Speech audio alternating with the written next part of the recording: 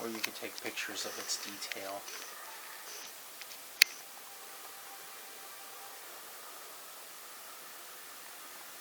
You're doing video. Mm-hmm.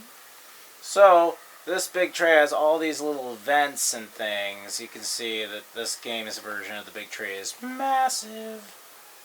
Absolutely massive.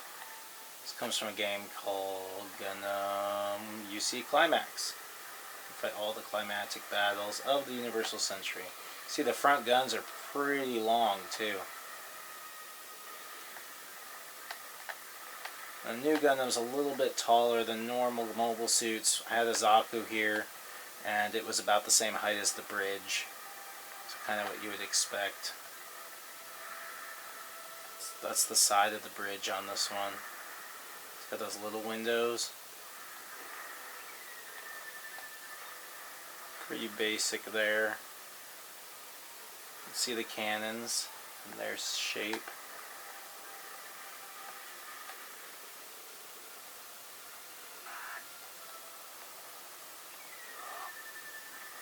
The rear of the ship. More vents.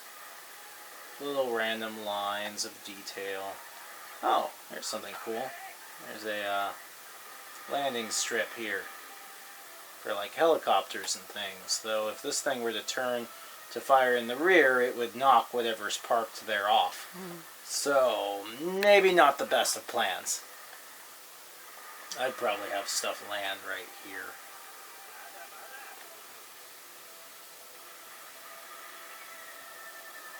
Looks like our big tray might be aiming to fire.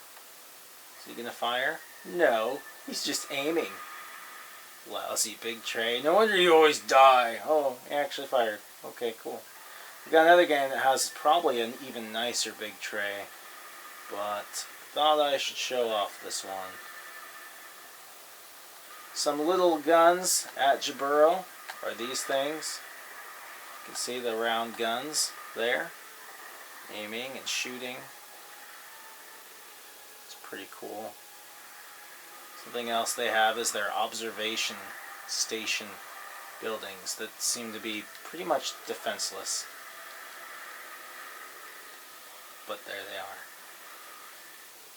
I'm not saying you need to build those, I'm just saying, you know, these are things that this game has at Jaburo, whichever way you want to say it.